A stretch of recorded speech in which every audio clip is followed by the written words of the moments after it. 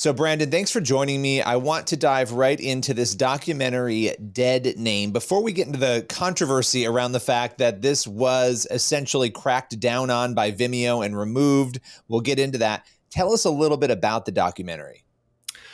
Well, the documentary has actually been out for a few months now, but it is still moving people who have seen it. And in light of some things that have happened with it, there have been many facets to this story. But I was filmed as a contributor for this documentary early 2021, came out in December 2022. It's called Dead Name, and it's about how gender ideology irretrievably fractures families. It ruptures family bonds. It pits parents against their own children who start identifying as trans and then go headlong down a pathway of virtually unchecked medicalized treatment, if you can even call it medicalization. I don't even like to call it medicine, but we're talking about potentially puberty blockers, cross-sex hormones, and surgeries, all of these things that are just this mass medical experiment that has been pushed on society. And people, I think, are starting to scrutinize some of these, chemicals and surgical procedures now. And as states are passing laws to implement restrictions on these kinds of things for minors, especially. But what has gone unexamined has been how this ruptures relationships, particularly family bonds. And this doesn't just affect parents and children. This ripples throughout the entire structure of the family, with grandparents, between husband and wife, between spouses, between sisters and brothers and cousins and aunts and uncles and extended family. We are only now beginning to see just what this causes, how this ruptures family life. Well, in your work at the Christian Post, you have done in-depth analysis, and a lot of the conversation, and you know this, is around the laws. And these are important things, right? The regulations. It's around the issue itself, bathrooms at schools, how teachers, there was just a teacher, allegedly fired out in California over this very issue. These are where the stories sort of focus, but you have also personally dug into some of these stories about the family ripples, right? About getting into what happens to a father who doesn't want his child transitioned, or a mother who doesn't while the other parent does. There's so much in there, but with this documentary in particular, what were some of the things, as somebody who knows this issue well and as somebody who is focused on those broader issues as well, what really sort of struck your heartstrings watching these stories in the documentary? Well, it was so familiar, I will say, because I've lost count, Billy, how many phone calls I have received over the, about 6 years since I've been on this beat. But what moved my heart so much was the way the story in this documentary, Dead Name, was told. It profiles three families. It's, as the filmmaker Taylor Reese has described, it's an intimate portrait glimpse of what families go through. And so it highlights Helen, Amy, and Bill, all of whom have different stories. Helen is a lesbian woman whose ex tried to trans their very young son into a girl. Amy's daughter, 15 years old, starts to want to become a boy and gets Planned Parenthood testosterone. And Bill has a son who's got a very deadly disease, and there was a psychiatrist ready to put his disease-ridden son on a pathway of this medicalization, and his story is so harrowing. But it shows that these are not just three random one-off families. You'll see at the end. Or Christians. I just want to say, they're not necessarily these super conservative Christian families either. The filmmaker is not a religious person. That's not. Politics is. These are whatever your politics. Well, I've gotten phone calls from very conservative Republicans and very liberal Democrats. It's like this is a very humanizing, look into kind of a fly on the wall perspective of what happens to families when all of a sudden this ideology invades and upends everything that people thought that they knew and could trust. I think worst of all, what really gets me, talk about ripping the heartstrings, is that the healthcare institutions, the schools, all of the places where you thought looked out for the welfare of children are actively working against the parents and marginalizing and undermining the parents. And the parents love their children more than anybody. But the schools and the other professional places act like they know better, and they gaslight and abuse moms and dads who don't go along with this, moms and dads who have questions, moms and dads who urge caution. All of a sudden, they become the hateful bigots in this equation, and it's just a nightmare for parents. Well, and that's sort of the dynamic here culturally for anybody who wants to speak out on it. People are afraid to lose their job, afraid to lose their employment, afraid that somebody's going to come after them on social media. And that's just normal people who want to speak on it. You move into the direction of these families who are going through it. The one thing for me as a trained journalist, I know you will relate to this, nothing frustrates me more than when people have a story and that story, because of a narrative, is not able to be told. Nobody wants to tell the story. Nobody wants to interact with them. Nobody wants to give them a platform. And so the fact that we're getting this glimpse into something that the media has mostly ignored, and when I say media, the mainstream media outside of people like you, right, Right. is really important. And I think, why do you believe, and I want to get into what happened with this documentary and Vimeo, why do you believe it is so essential that now is the time, in the midst of this battle, this ideological battle, to really dig in on telling these stories? Well, one of the big reasons I think so is because it's happening to so many people. I mean, I've said often that I think that when the spell of gender ideology finally breaks off of our society, when God in his mercy perhaps delivers us from this scourge, I think I'm not going to be shocked, but many people are going to be surprised just how many families were dealing with this. And just the suppression of thought and the suppression of analysis of very real stories where parents I know have begged places like the New York Times and other more mainstream outlets to cover their concerns. And they finally did so very recently with what was going on in the schools. They had a Sunday cover story about parents who do not like their children being trans to school behind their back. And so Imagine. imagine that. Well, and my friend Nathaniel Blake wrote that he thought that that was sort of giving more left-wing people a permission structure to reject and oppose transgender ideology and policies like that.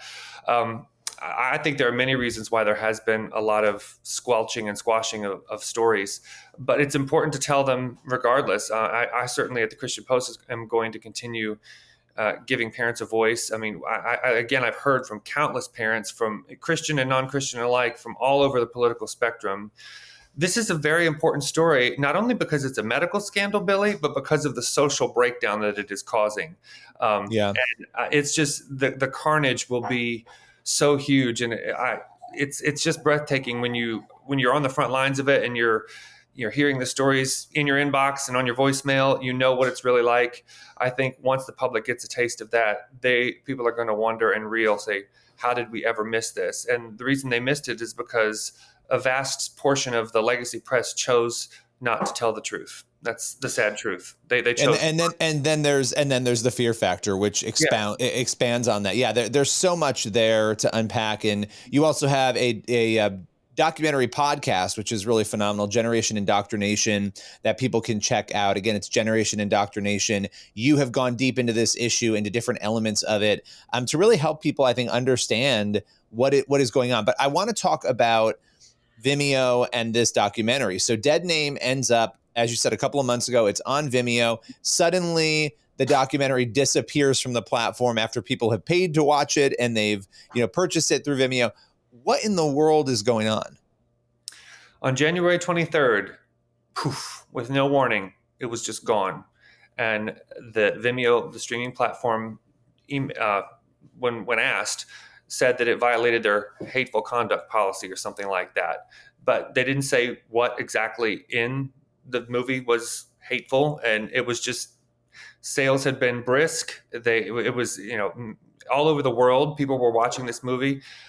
Thankfully, within a few hours, it was re-uploaded and people can go still see it at deadnamedocumentary.com. But it just shows the censorship of what trans activists, this is how they roll. This is how they operate. They don't like something that dovetails with their narrative. They label it hate. They get it pulled. They have allies in high places. But it was a bit of a Streisand effect, honestly, because the interest only increased significantly after they tried to censor it. As soon as you try to censor something, they want to see it, and it made national headlines. And so it's been even kind of a blessing in disguise, but it does show the censorious power that these activists have everywhere, it seems. So we were able to just move right along, but it's been harrowing. The one thing I think is perhaps.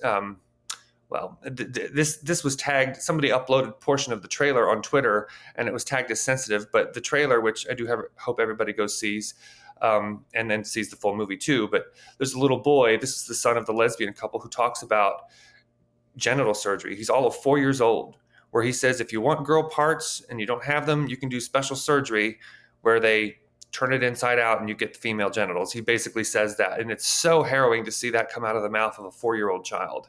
A child wouldn't know that, A obviously. child shouldn't know about that. Right. But you would be told that. That's how you would. It's just such a gut punch, because when you see how children are being exposed to things they never should be and being groomed and enticed down a pathway that will leave their bodies permanently altered, and especially if they take the blockers and hormones, they'll be sterile. So in addition to being this horrible family fracturing scourge, this is, as I've often said, Billy, and you know I have, one of the worst medical scandals the world's ever seen.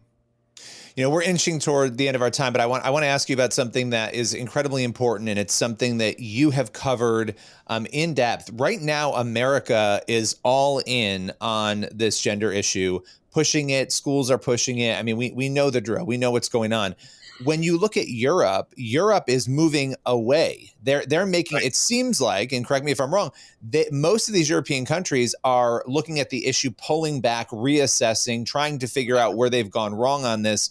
Talk a little bit about that dynamic and why you think America is moving all in while these other countries are retreating. That's a really great question. And it is true that nations like Sweden, Finland, France, and the UK are backpedaling on this. Their major hospitals have said that they won't do this kind of, treatment. I don't even like to call it treatment either. I don't think it's medicine. I don't think it's treatment. But this experiment, they're not doing anymore. The Karolinska Hospital in Sweden has restricted this to some very tight research grounds. This is not going to happen. The Tavistock clinic, the gender clinic in the UK in London, that was ordered to close. Finland is moving towards more of a psychotherapy model where they're emphasizing counseling for gender dysphoric teenagers. France as well has rolled back. I think the influence of big money here in the United States is really what's driving this, and the ideological power of the LGBTQ lobby. There's a lot of money to be made. I continue to believe that that's one of the main drivers, where if you can get a child on blockers and then hormones and then a surgery, people don't like to think about that, but there's, potentially millions of dollars in play here if you get a swath of young people on these drugs.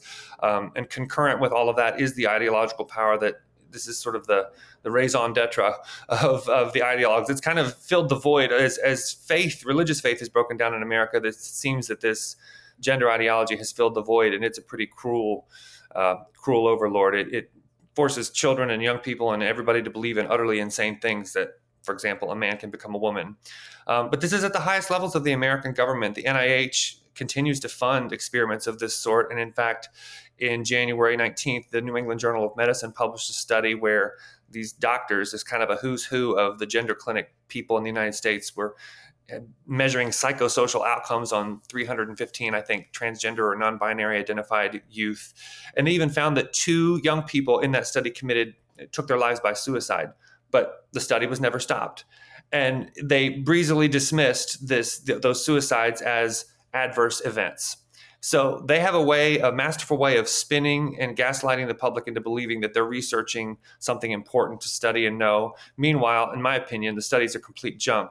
But this has a grip on the smart set in our country. The elites love this stuff. They're all in. There's a lot of money. So it's one big giant mess. But I genuinely believe that there is a reckoning at hand.